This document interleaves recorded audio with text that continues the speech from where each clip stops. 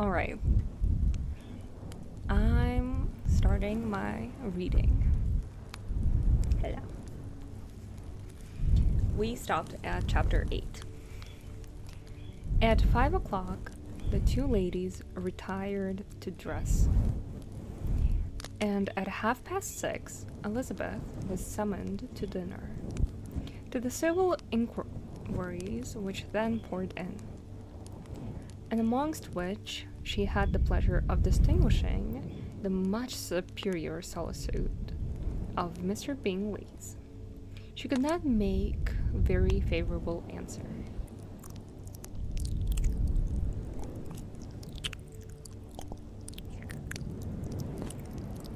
Jane was by no means better.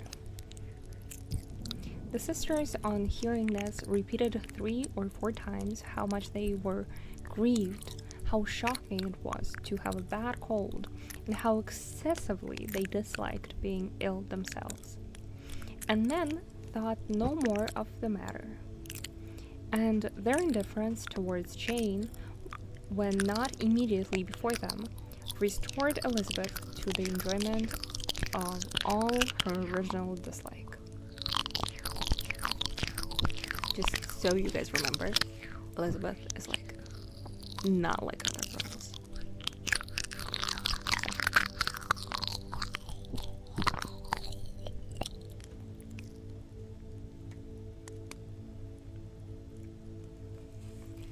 Their brother, indeed, was the only one of the party whom she could regard with any complacency.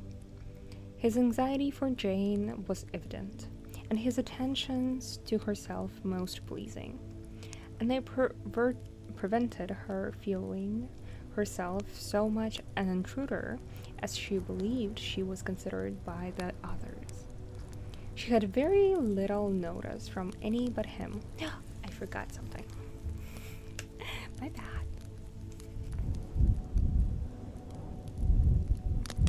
I have to post the link on Twitter. Shit. Oh no, I didn't. Nice.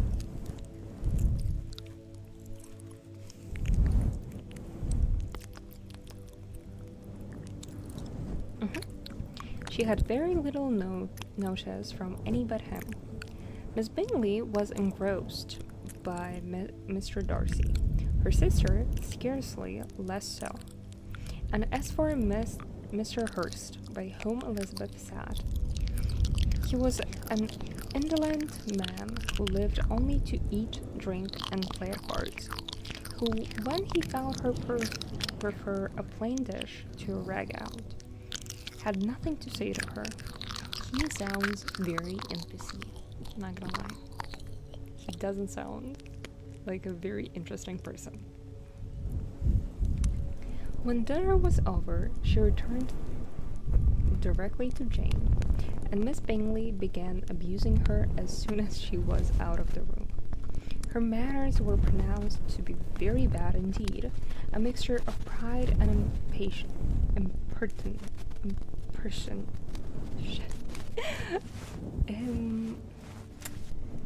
impertinence. I'm gonna assume I read that right. She had no conversation, no style, no taste, no beauty. Mrs. Hurst thought the same, she added. They are not nice. I don't like them. She has nothing, in short, to recommend her, but being an excellent walker. If you guys forgot, in the last chapter, she walked for multiple hours because she couldn't have any horses to visit her sick sister who was staying with Mr. Not Darcy, Mr. Bingley, I think.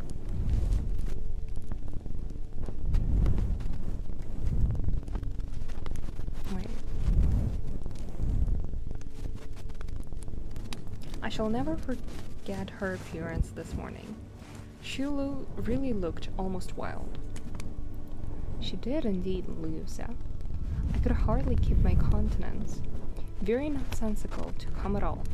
Why must she be scampering about the country because her sister had a cold? Her hair so untidy, so blousy. Yes, and her petticoat. I hope you saw her petticoat. 6 inches deep in mud. I am absolutely certain, and the groan, which had been let down to hide, if not doing its office. Your picture may be very exact, Louisa, said Bingley, but this was all lost upon me. I thought Miss Elizabeth Bennet looked remarkably well when she came into the room this morning. Her dirty petticoat quite escaped my notice. You observed it, Mr. Darcy, I am sure, said Miss Bingley, and I am inclined to think that you would not wish to see your sister make such an exhibition. Certainly not. He is lying, he is in love.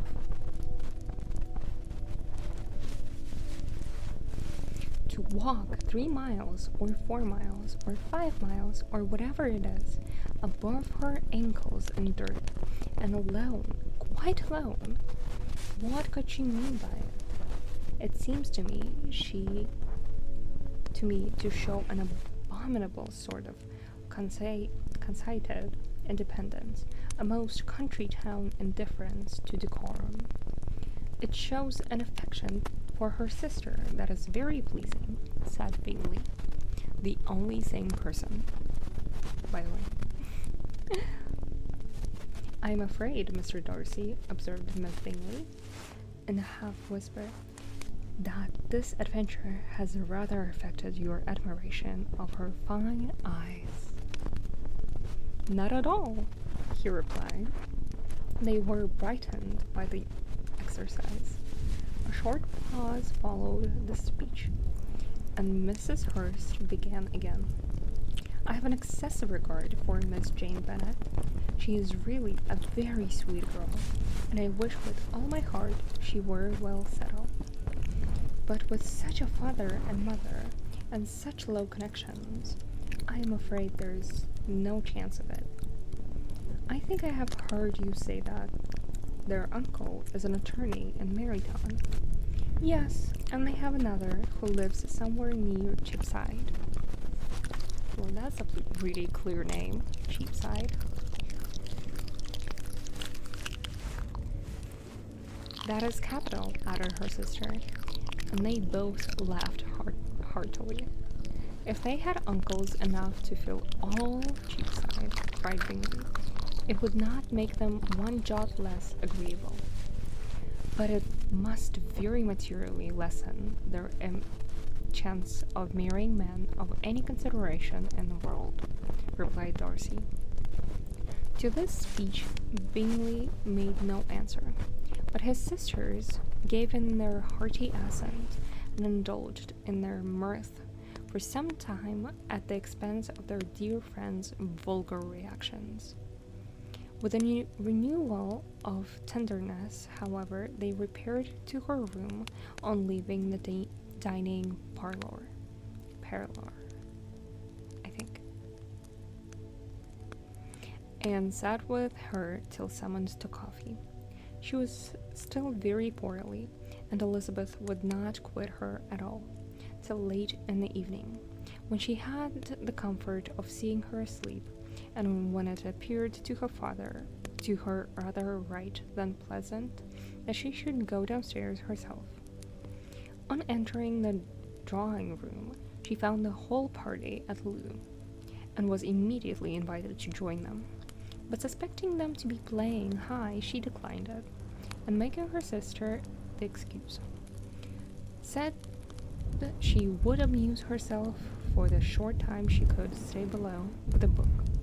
Mr. Hurst looked at her with astonishment. "Do you prefer reading to cards?" said he. "That is rather singular." "Miss Eliza Bennet," said Miss Bingley, "despises cards. She is a great reader and has no pleasure in anything else." "I deserve neither such praise nor such censure," cried Elizabeth. "I am not a great reader, and I have pleasure in many things. In nursing your sister, I am sure you have pleasure, said Bingley, and I hope it will soon be increased by seeing her quite well. Elizabeth thanked him from her heart, and then walked towards a table where a few books were lying. He immediately offered to fetch her others, all that his library afforded. And I wish my collection were larger for your benefit and my own credit, but I am an idle fellow, and no, I have not many. I have more than I ever looked into. Say, this is my first time reading this book, and I bought it last year. Elizabeth assured him that she would suit herself perfectly with those in the room. I am astonished, said Miss Bingley, that my father should have left so small a collection of books. What a delightful library you have at Pemberley, Mr. Darcy. It ought to be good, he replied. It has been the work of many generations. Mr. Darcy is the CEO. Like,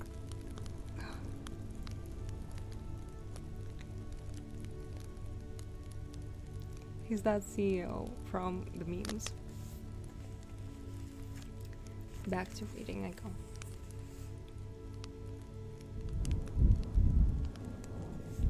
And then you have added so much to it yourself. You are always buying books. I cannot comprehend the neglect of a family library in such days as these.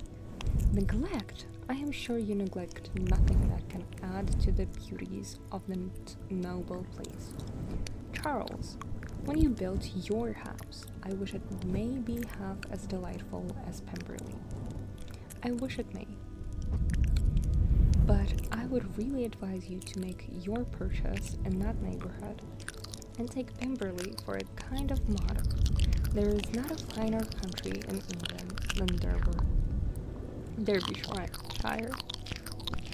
With all my heart, I will buy Pemberley itself, if Darcy will sell it. I am talking of possibilities, Charles. Upon my word, Caroline, I should think it more possible to get Pemberley by purchase than by imitation. Elizabeth was so much caught by what passed as to leave her very little attention for her book, and soon laying it wholly aside, she drew near the card table and stationed herself between Mr. Bingley and his eldest sister to observe the game. "Is Miss Darcy much grown since the spring?" said Miss Bingley. "Will she be as tall as I am?"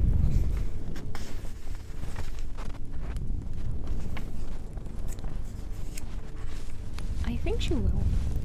She is now about Miss Elizabeth Bennet's height, or rather taller. How long to see her again! I never met with anybody who delighted me so much. Such a countenance, such manners, and so extremely accomplished for her age. Her performance on the pianoforte is exquisite." "It is amazing to me," said Bingley, "how young ladies can have patience to be so very accomplished as they all are." "All young ladies are accomplished, my dear Charles." "What do you mean?" "Yes, all of them, I think. They all paint tables, cover screens, and net purses. I scarcely know any one who cannot do all this, and I am sure I never heard a young lady spoken of for the first time without being informed that she was very accomplished." Okay, that's kind of funny. "Your list of common extent of accomplishments," said Darcy, "has too much truth. The world is applied to many a woman who deserves it, no otherwise than by netting a purse or covering a screen." What does covering a screen mean? Do any of you know? Because I don't.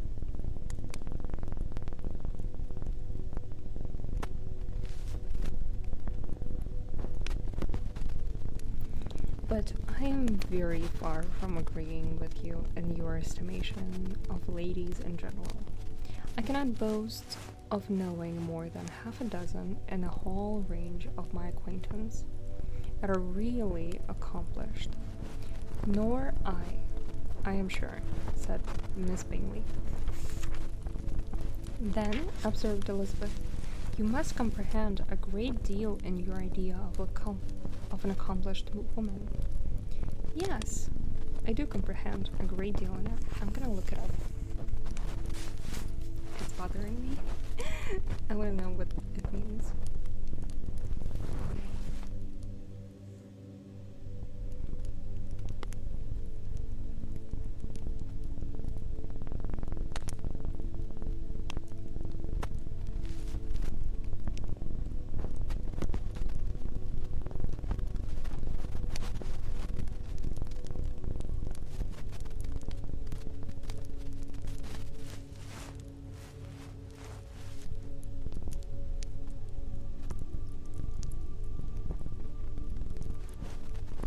I think it's meeting. It means setting the table.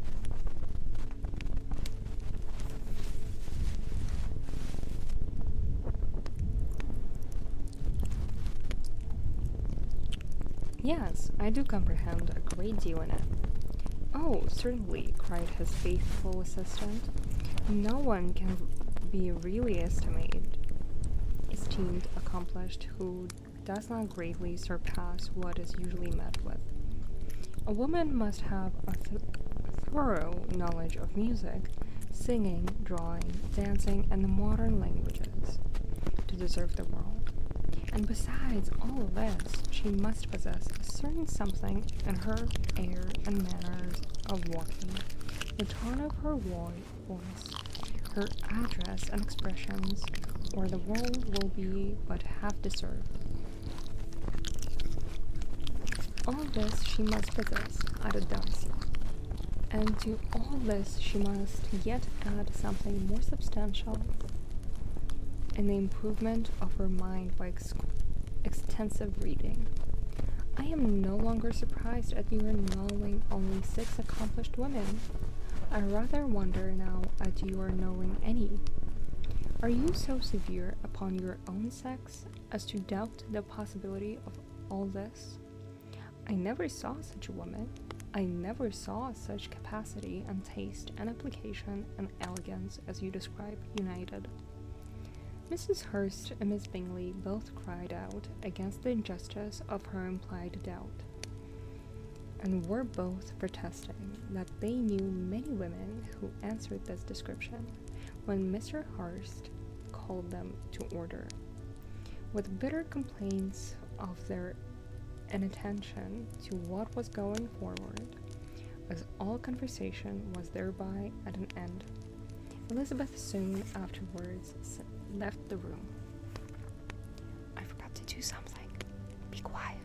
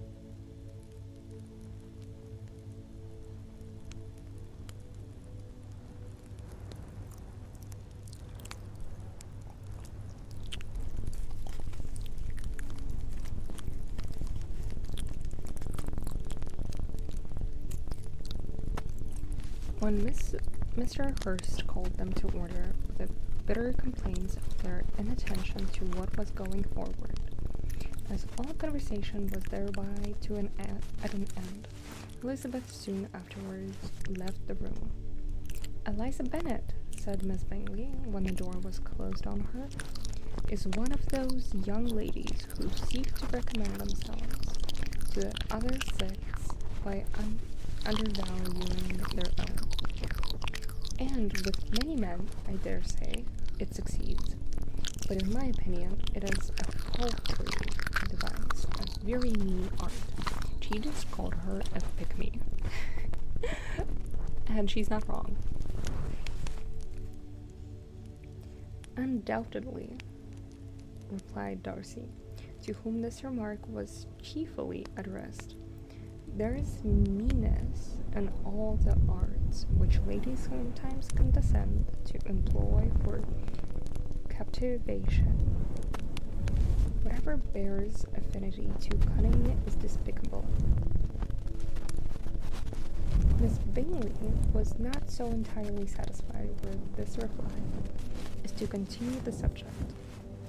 Elizabeth joined them again, only to say that her sister was worse, and that she could not leave her. Bingley urged Mr. Jones being sent for immediately, while his sisters, convinced that no country advice would be of any service, recommended an express to town for one of the most eminent physicians. This she would not hear of, but she was not so unwilling to comply with their brother's proposal, and it was settled that Mr. Jones should be sent for early in the morning, if Miss Bennet were not decidedly better. Bingley was quite uncomfortable. His sisters declared that they were miserable. They solaced their wretchedness, however, by duets after supper. While he could find no better relief to his feelings than by giving his housekeeper directions that every possible attention might be paid to the sick lady and her sister. Chapter 9. Elizabeth passed the chief of the night in her sister's room, and in the morning had the pleasure of being able to send a tolerable answer to the inquiries which she very early received from Mr. Bingley by a housemaid, and some time afterwards from the two elegant ladies who waited on his sister. In spite of this amendment, however, she requested to have a note sent to Longbourn, desiring her mother to visit Jane, and form her own judgment of her situation. The note was immediately dispatched, and its contents as quickly complied with Mrs. Bennet, accompanied by her two youngest girls. Reached Netherfield soon after the family breakfast. Had she found Jane in any apparent danger, Mrs. Bennet would have been very miserable.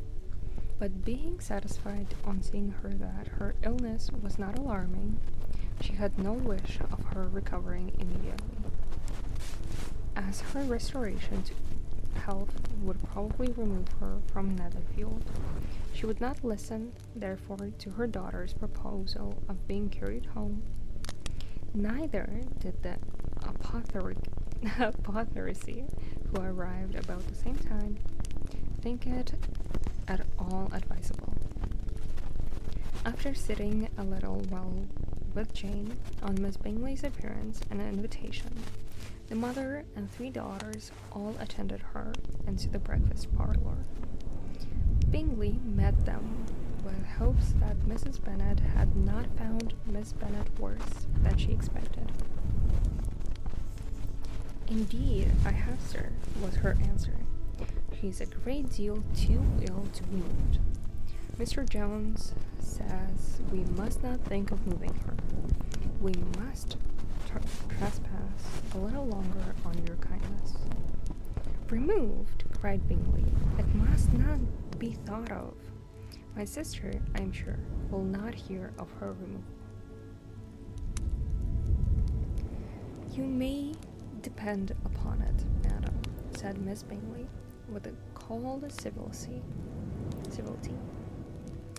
"that Miss Bennet shall receive every possible attention while she remains with us."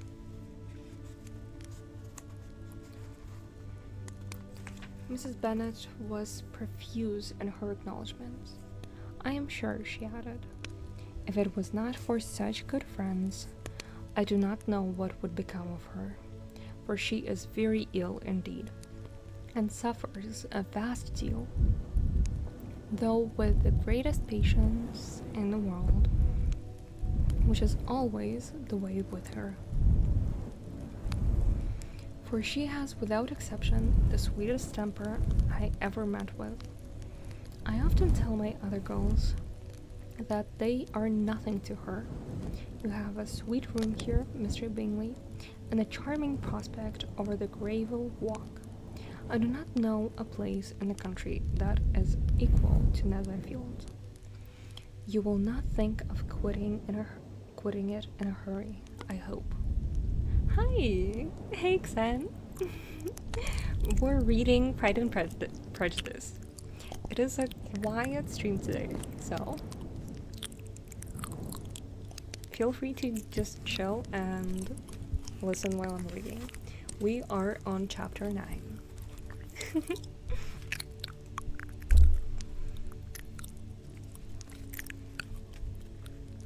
I lost what I was reading. Oh. Alright.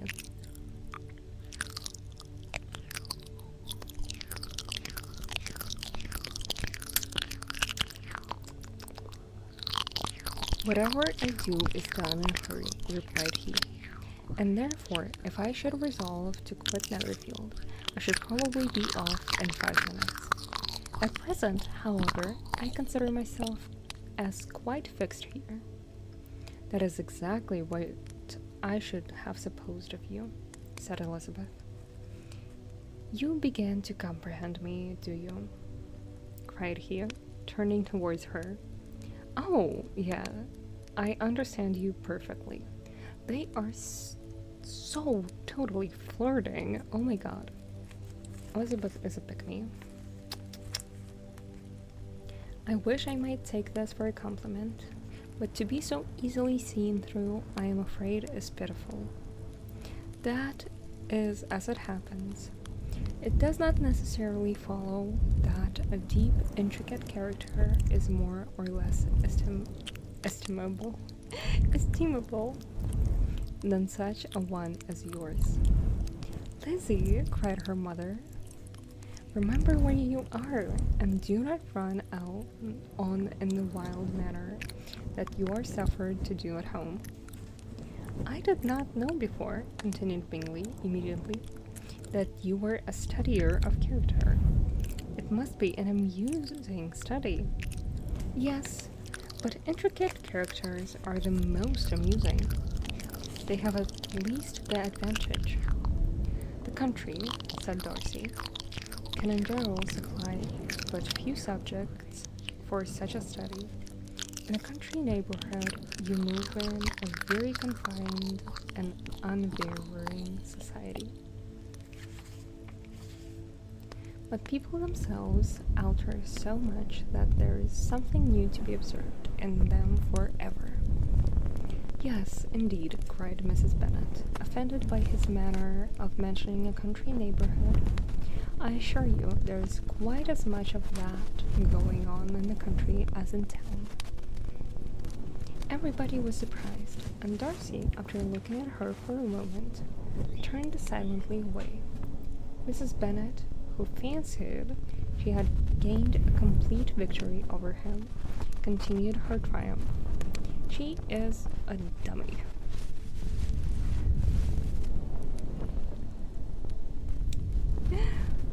I cannot see that London has any great advantage over the country.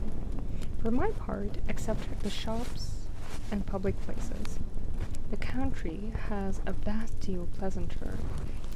Is it not, Mr. Bingley? When I am in the country, he replied, I never wish to leave it, and when I am in town, it is pretty much the same. They have each their advantages, and I can be equally happy in either. Aye, that is because you have the right disposition, but that gentleman, looking at Darcy, seemed to think the country was nothing at all. Indeed, mamma, you are mistaken, said Elizabeth, blushing for her mother. You quite mistook Mr. Darcy. He only meant that there was not such a variety of people to be met with in the country as in town, which you must acknowledge to be true. They are so totally in love. Two fucking pygmies. Oh wow, it's so cute.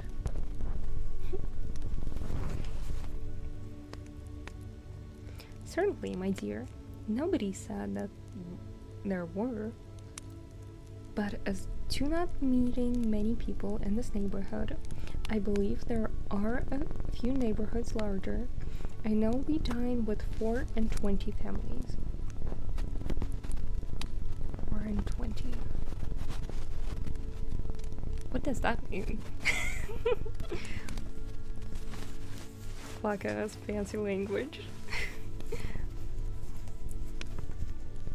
Nothing but concern for Elizabeth could enable Bingley to keep his countenance. His sister was less delicate and directed her eye towards Mr. Darcy with a very expressive smile. Elizabeth, for the sake of saying something that might turn her mother's thoughts, now asked her if Charlotte Lucas had been at Longbourn since her coming away. Yes. She called yesterday with her father. What an agreeable man Sir Williams is. Mr. Bingley, is not he? So much the man of fashion, so gentle and so easy. He has always something to say to everybody. That is my idea of good reading. And those persons who fancy themselves very important and never open their mouths should quite mistake the matter. Did Charlotte dine with you? No, she would go home. I fancy she was wanted about the mince pies.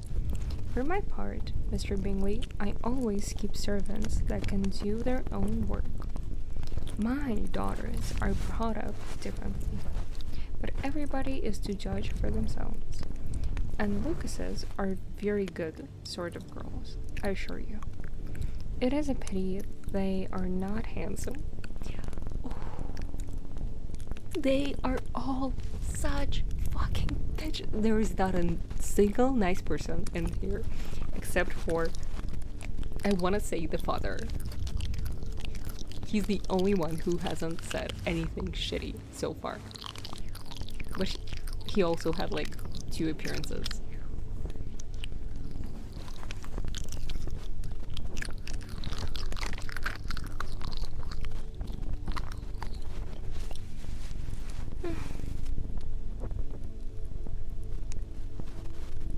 Not that I think Charlotte is very plain, but then she is our particular friend. She seems a very pleasant young woman, said Bingley. Oh dear, yes, but you must own she is very plain. Lady Lucas herself has often said so, and envied me Jane's beauty. I do not like to boast of my own child, but to be sure, Jane, one, does not often see anybody better looking. It is what everybody says. I do not trust my own partiality. When she was only 15, there was a gentleman at my brother's gardener's in town so much in love with her that my sister-in-law was sure he would make her an offer before we came away. But however, he did not. Perhaps he thought her too young. However, he wrote some verses on her, and very pretty they were. And so ended his affection, said Elizabeth impatiently. There has been many a one, I fancy, overcome in the same way. I wonder who first discovered the efficiency of poetry in driving away love.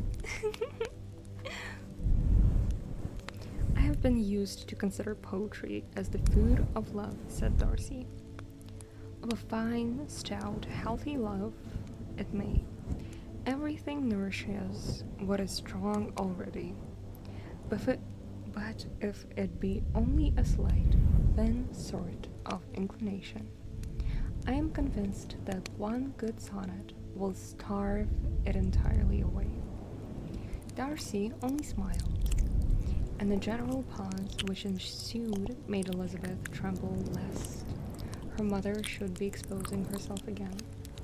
She longed to speak, but couldn't think of nothing to say, and after a short silence, Mrs. Bennet began repeating her thanks to Mr. Bingley for his kindness to Jane, with an apology for troubling him also with Lizzie.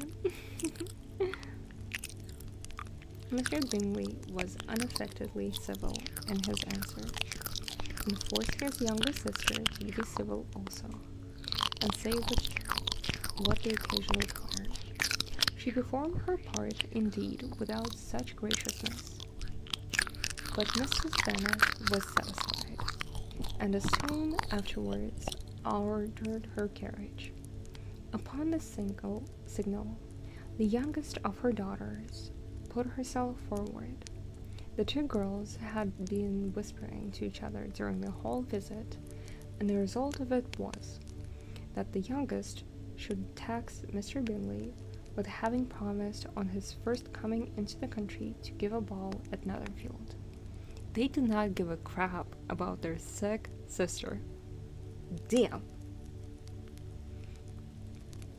Lydia was a stout, well-grown girl of 15, with a fine complexion and good-humoured countenance, a favourite with her mother, whose affection had brought her into public at an early age. She had high animal spirits, and a sort of natural self-consequence, which the attentions of the officers, to whom her uncle's good dinners and her own easy manners recommended her, had increased her into assurance. She was very equal, therefore, to address Mr. Bingley on the subject of the ball, and abruptly reminded him of his promise, adding that it would be the most shameful thing in the world if he did not keep it. His answer to this sudden attack was delightful to their mother's ear. I am perfectly ready, I assure you, to keep my engagement, and when your sister is recovered, you shall, if you please, name the very day of the ball. But you would not wish to be dancing while she is ill. Lydia declared herself satisfied. Oh, yes, it would be much better to wait till Jane was well, and by that time, most likely Captain Carter would be at Meryton again, and when you have given your ball, she added, I shall insist on giving one also. I shall tell Colonel Forster it will be quite a shame if he does not. Mrs. Bennet and her daughters then departed, and Elizabeth returned instantly to Jane, leaving her own and her relations' behaviour to the remarks of the two ladies and Mr. Darcy. And it begins again. They will shit on them. The latter of whom, however, could not be prevailed to join in their censure of her, in spite of all Miss Bingley's witticism and fine eyes. Give me a moment.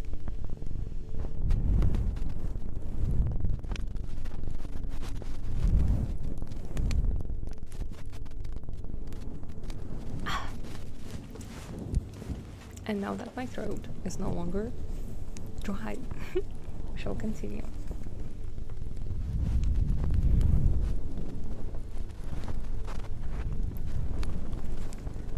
Chapter 10, Pride and Prejudice. The day passed much as the day before had done. Mrs. Hurst and Miss Bingley had spent some hours of the morning with the invalid, who continued, though slowly, to mend, and the evening Elizabeth joined their party in the drawing-room. The loo table, however, did not appear. Mr. Darcy was writing, and Miss Bingley seated near him, was watching the progress of his letter and repeatedly calling off his attention by messages to his sister. Mr. Hurst and Mr. Bingley was at a piquet, and Mrs. Hurst was observing their game.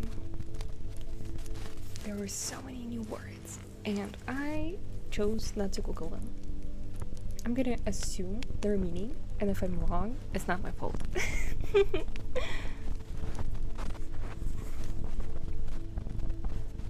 Elizabeth took up some needlework, and was sufficiently amused in attending to what passed between Darcy and his companion.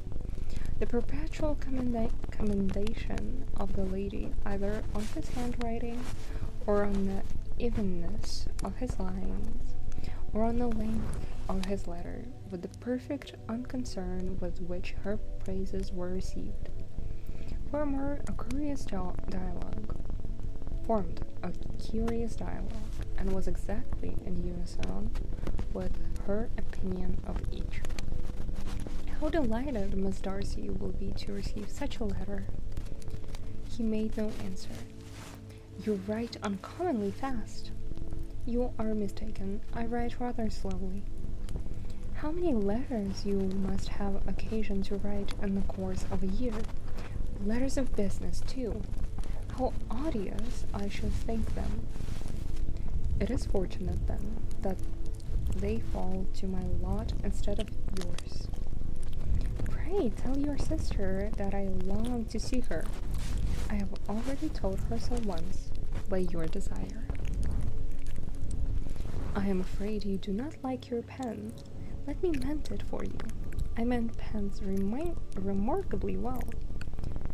Thank you, but I always mend my own. How can you contrive to write so even? I would be already so annoyed. Oh my god. Oh, there are more people in the chat. Not chat. Hi, lurkers.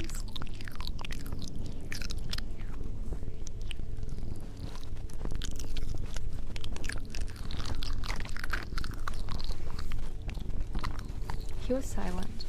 Tell your sister I am delighted to hear of her improvement on the harp.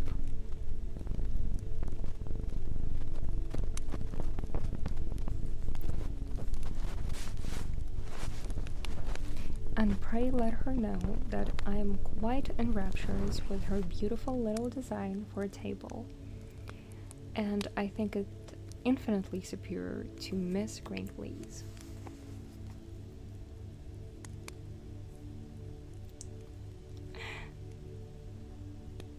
Why? Why am I your savior?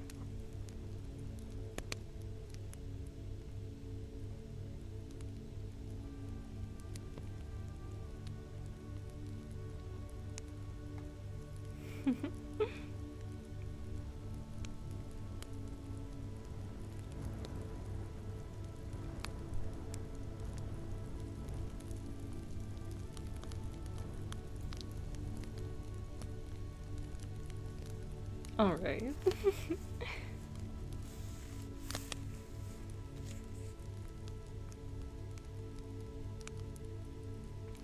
Will you give me leave to defer your raptures till I write again? At present I have not room to do them justice. Oh, it is of no consequence. I shall see her in January. But do you always write such charming long letters to her, Mr. Darcy? They are generally long, but whether always charming, it is not for me to determine.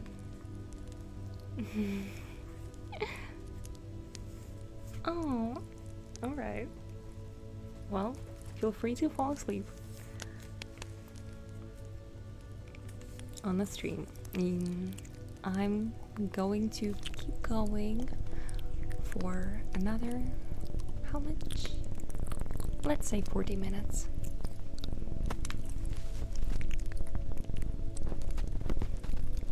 It is a rule with me that a person who can write a long letter with ease cannot write ill.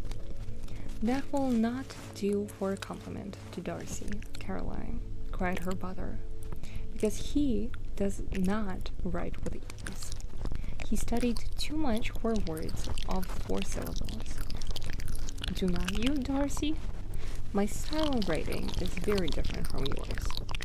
Oh, cried Miss Bingley. Charles writes in the most careless way imaginable. He leaves out half his words and blots the rest. My ideas flow so rapidly that I have no time to express them, by which means my letters sometimes convey no ideas at all to my correspondents. Your humility, Mr. Bingley, said Elizabeth, must disarm reproof. Nothing is more deceitful, said Darcy, than the appearance of humility. It is often only carelessness of opinion, and sometimes indirect boast. And which of the two do you call my little recent piece of modesty?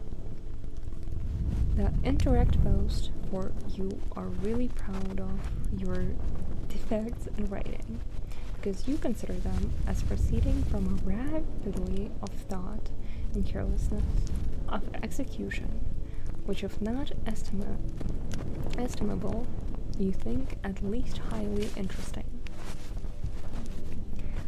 The power of doing anything with quickness is always much prized by the possessor, and often without any attention to the imperfection of the performance. When you told Mrs. Bennet this morning that you ever resolved on quitting Netherfield, you should be gone in 5 minutes. You meant it to be a sort of panegyric of compliments to yourself. And yet what is there so very laudable in a recipient, which must leave very necessary business undone, and can be of no real advantage to yourself or anyone else? Nay, cried Bingley, this is too much to remember at night, all the foolish things that were said in the morning. And yet, upon my honour, I believe what I said of myself to be true, and I believe it at this moment, at least. Therefore, I did not assume the character of leanless recipient merely to show off before the ladies. If you guys actually saw what I was reading, you would realize how many words I butcher. But you can't, so you don't know.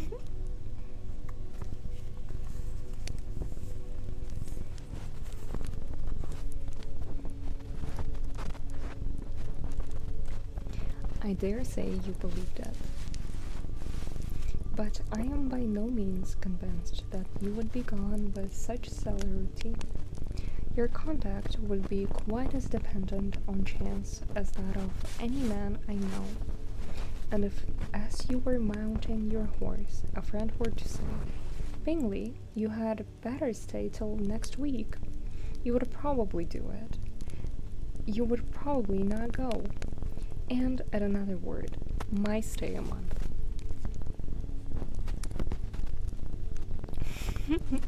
You're welcome. I'm glad you were enjoying it.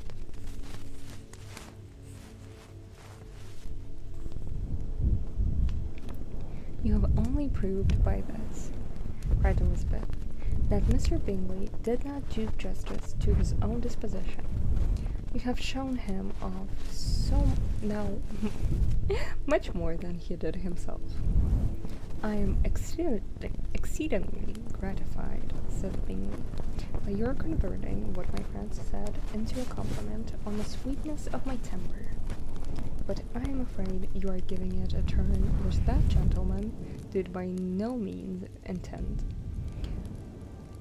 For he would certainly think the better of me if, under such a circumstance, I were to give a flat denial and ride off as fast as I could. Would Mr. Darcy then consider the rashness of your original intention as atoned for by your obstinacy in adhering to it? I feel like I'm reading like a good night story to a bunch of I don't even know what to call it. Let's say campers. Too bad I have a naughty stream afterwards. I'm gonna switch these two next week.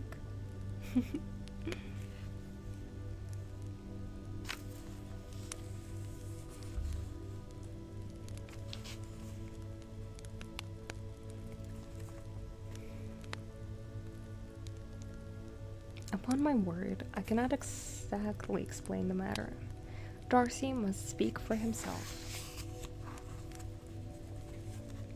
You expect me to account for opinions which you chose to call mine, but which I have never acknowledged.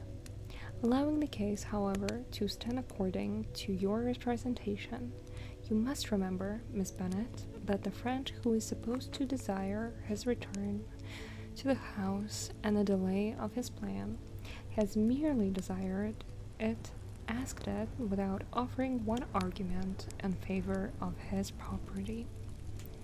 The yield readily, easily, to the persuasion of a friend is no merit with you. The yield without convention is no compliment to the understanding of either. You appear to me, Mr. Darcy, to allow nothing for the influence of friendship and affection. A regard for the request would often make one readily yield to a request, without waiting for arguments to reason one into it. I am not particularly speaking of such a case as you have supposed about Mr. Bingley. We may as well wait, perhaps till the circumstance occurs, before we discuss the discretion of his behavior thereupon. But in general and ordinary cases, between friend and friend, where one of them is desired by the other to change a resolution of no very great moment, should you think ill of that person for complying with the desire, without waiting to be argued into it? Will it not be advisable, before we proceed on the subject, to arrange with rather precision the degree of importance which is to appertain to this request, as well as the degree of intimacy subsisting between the parties? By all means, cried Bingley. Let us hear all the particulars, not forgetting their comparative height and size. For that we will have more weight in the argument, Miss Bennet, that you may be aware of. I assure you that if Darcy were not such a great tall fellow in comparison with myself, I should not pay him half so much deference.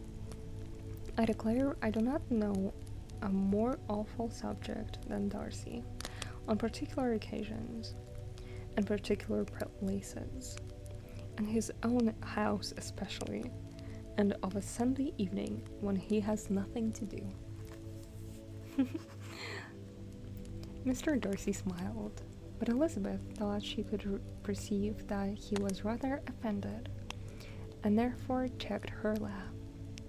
Miss Bingley warmly resented the indignity he had received in an expostulation with her brother for talking such nonsense.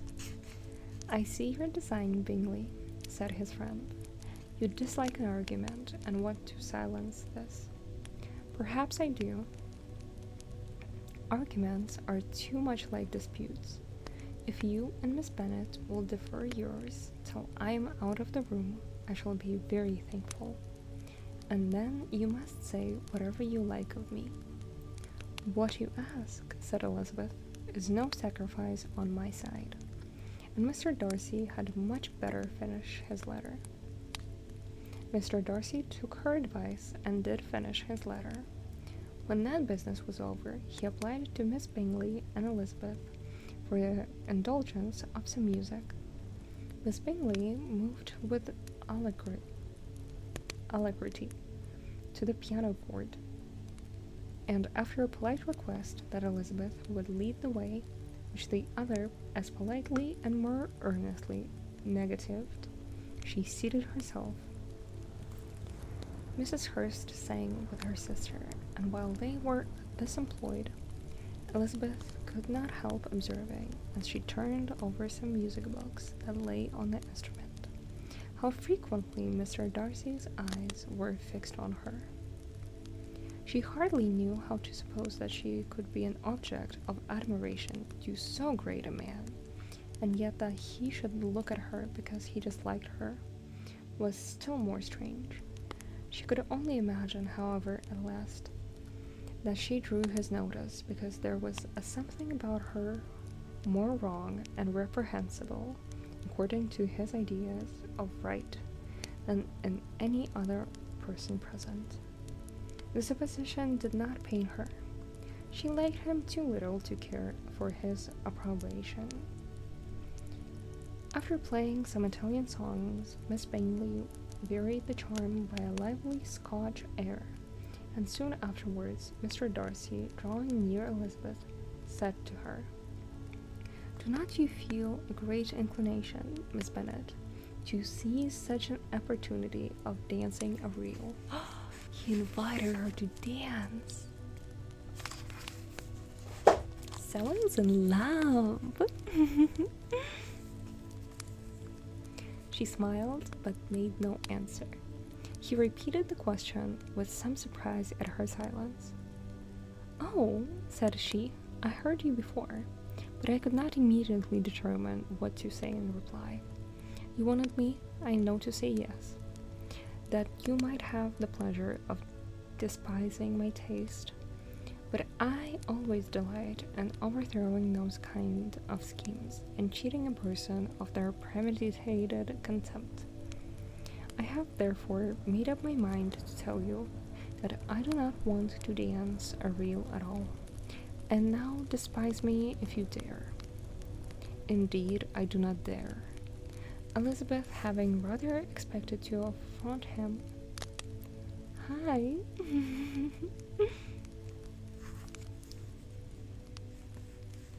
Elizabeth, having rather expected to affront him, was amazed at his gallantry, but there was a mixture of sweetness and archness in her manner, which made it difficult for her to afford anybody. "I'm good. I'm reading Pride and Prejudice. Feel free to listen and relax."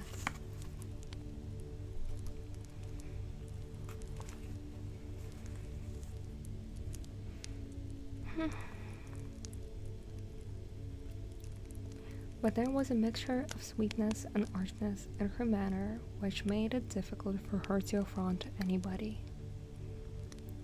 And Darcy had never been so bewitched by any woman as she was by her. He really believed that were it not for the inferiority of her connections, he should be in some danger.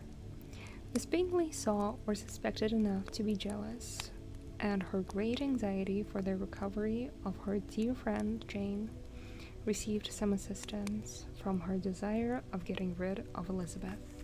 They are such scammers and schemers and pick-me-ups, and oh my god, all of them are so mean. Why?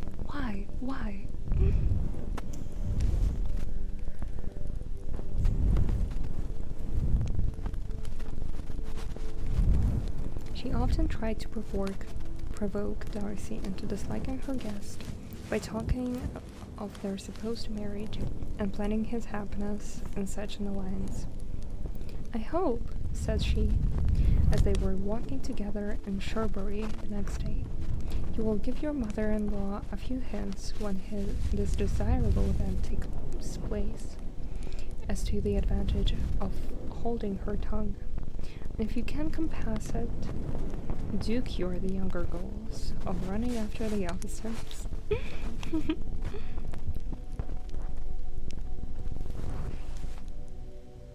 And if I may mention so delicate a subject, endeavor to check that little something bordering on conceit and impertinence which your lady possesses. Have you anything else to propose for my domestic felicity? Oh, yes. Do let the portraits of your uncle and aunt Phillips be placed in the gallery at Pemberley. Put them next to your great uncle the judge. They are the same profession, you know, only in different lines. As for your Elizabeth's picture, you must not attempt to have it taken, for what painter could do justice to those beautiful eyes? She is so mean. It would not be easy indeed to catch their expression, but their color and shape, and the eyelashes, so remarkably fine, might be copied. At that moment, they were met from another walk by Mrs. Harts and Elizabeth herself. I did not know that you intended to walk, said Miss Bingley, in some confusion, lest they had been overheard.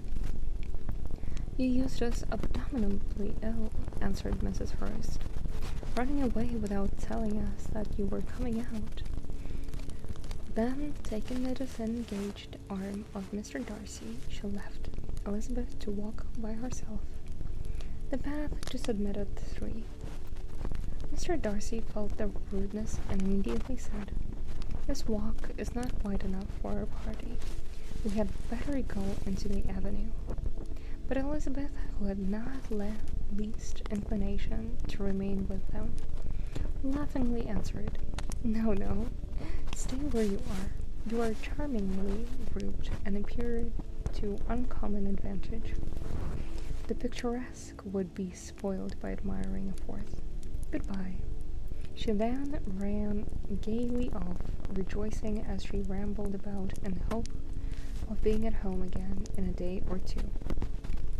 Jane was already so much recovered as to intend leaving her room for a couple of hours that evening.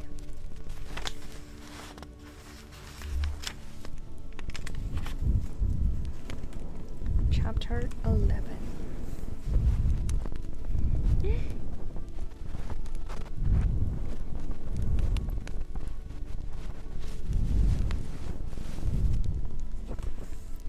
When the ladies removed after dinner, Elizabeth ran up to her sister, seeing her well guarded from cold, attended her into the drawing room, where she was welcomed by her two friends with many professions of pleasure, and Elizabeth had never seen them so agreeable as they were during the hour which passed before the gentlemen appeared. Their powers of conversation were considerable. They could describe an entertainment with accuracy, relate an anecdote with humor, and laugh at their acquaintance with spirit.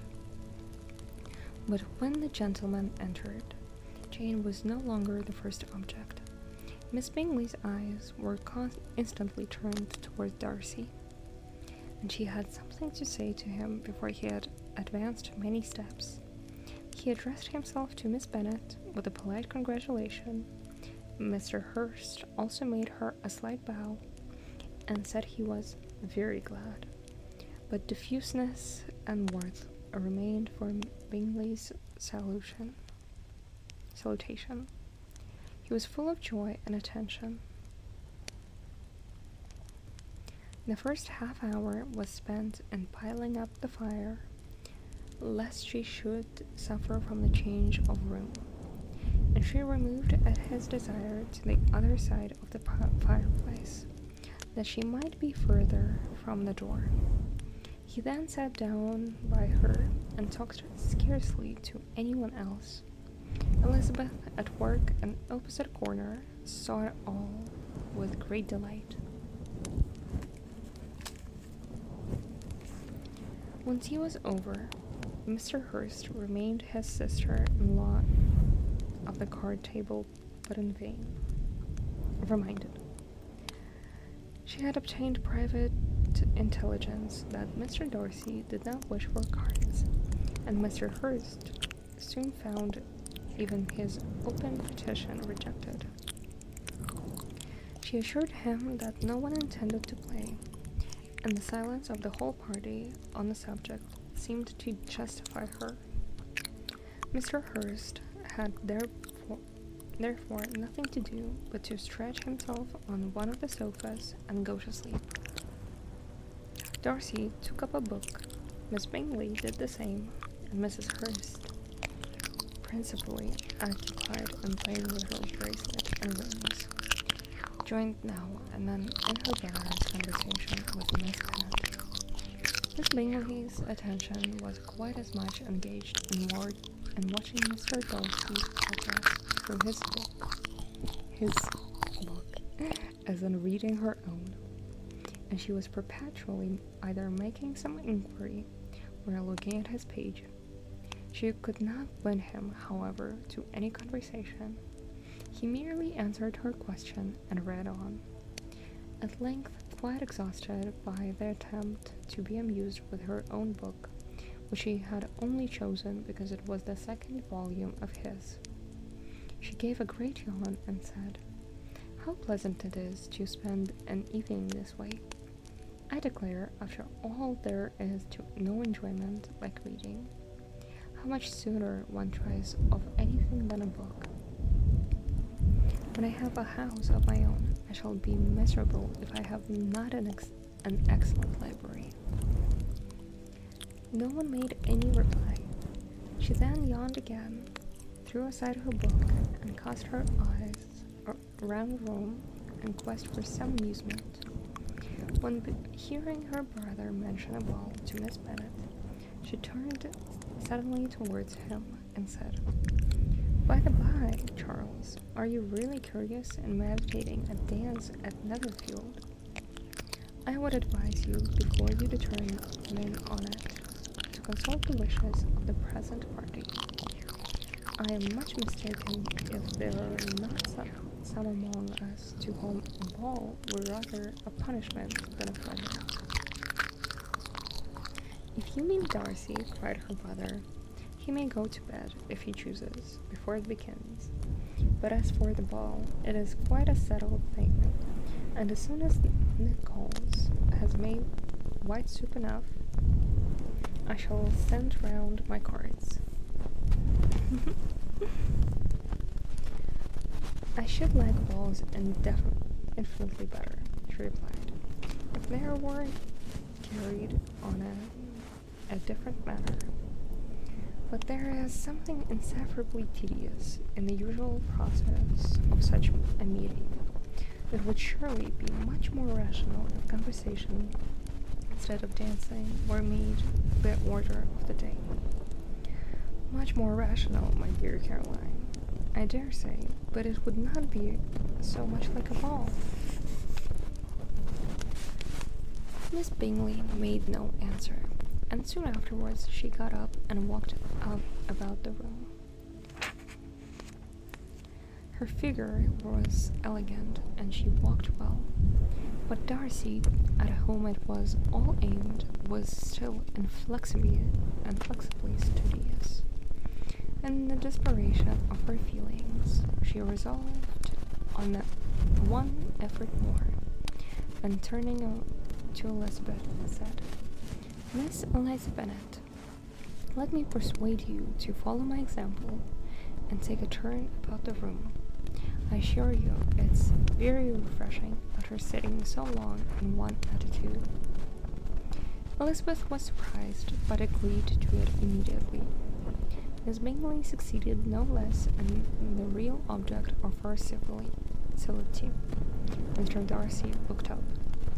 He was as much awake to the novelty of attention in that quarter as Elizabeth herself could be, and unconsciously closed his book. He was directly invited to join their party, but he declined it, observing that he could imagine but two motives for their choosing to walk up and down the room together, with either of which motives his joining them would interfere. What could he mean? She was dying to know what could be his meaning, asked Elizabeth. Whether she could at all understand him. Not at all, was her answer, but depend upon it.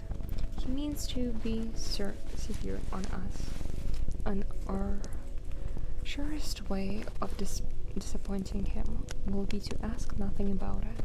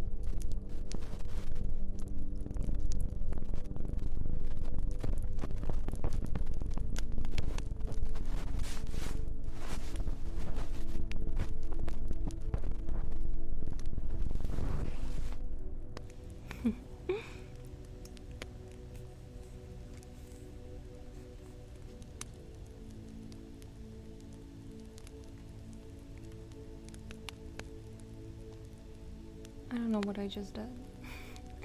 I pressed something. Oh.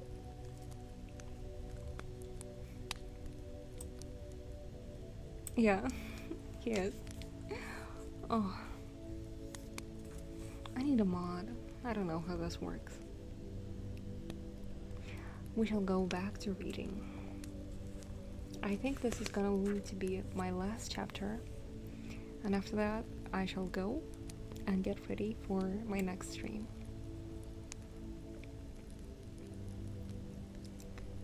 Not at all, was her answer, but depend upon it, he means to be severe on us, and our surest way of disappointing him will be to ask nothing about it. Miss Bingley, however, was incapable of disappointing Mr. Darcy in anything, and persevered therefore in requiring an explanation of his two motives. I have not the smallest objection to explaining them, said he, as soon as she allowed him to speak. You either chose this method of passing the evening because you are in each other's confidence and have secret affairs to discuss, or because you are conscious that your figures appear to the greatest advantage in walking.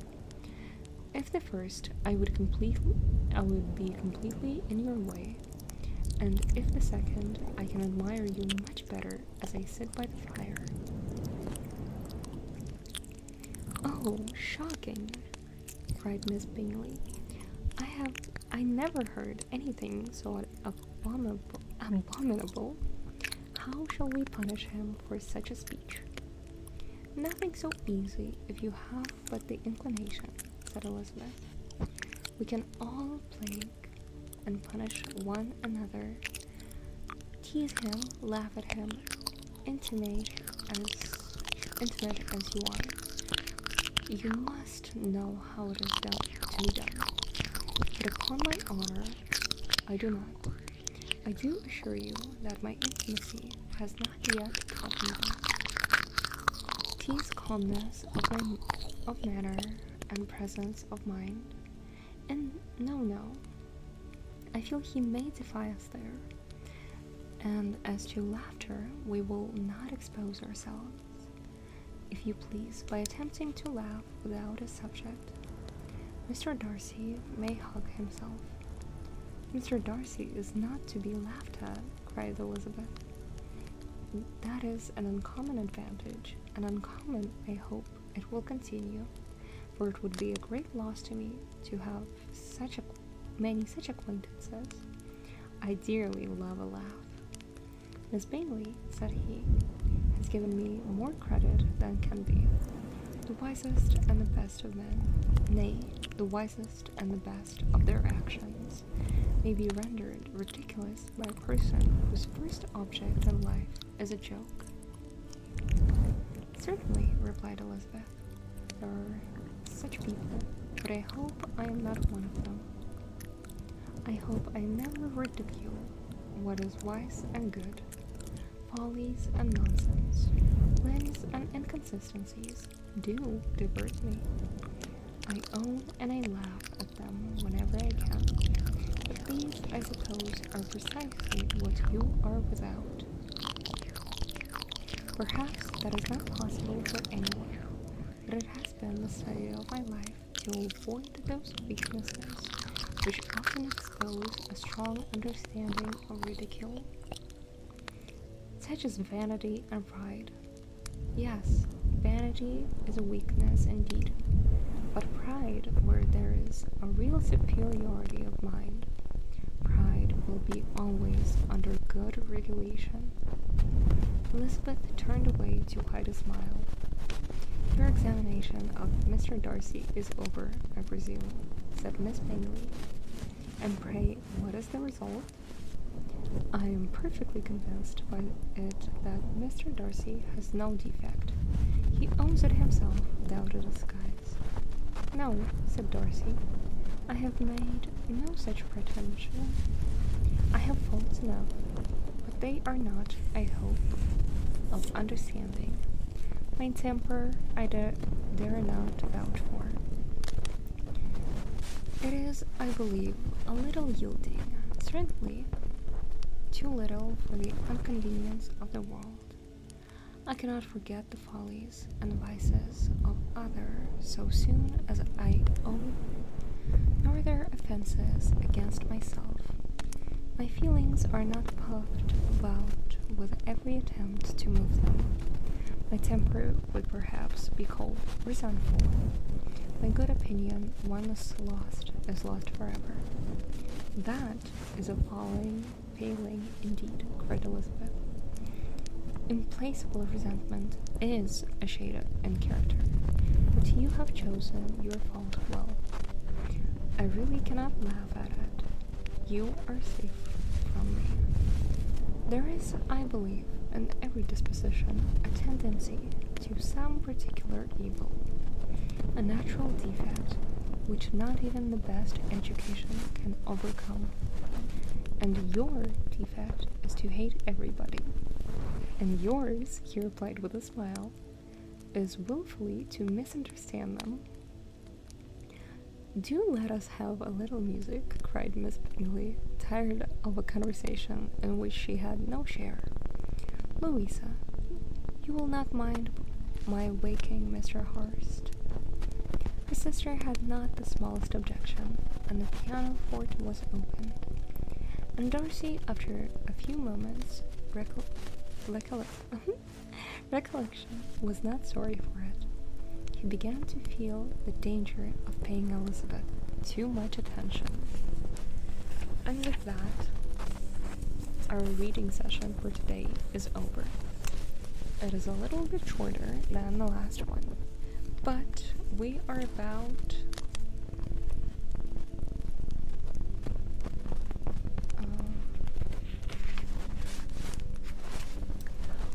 1/7 into the book. maybe we'll continue. Maybe we won't. Who knows? But I shall be going, have dinner, and then be ready for my next not so safe for work stream. Mwah. Thanks for coming, and I hope I didn't make all of you fall asleep. Bye bye.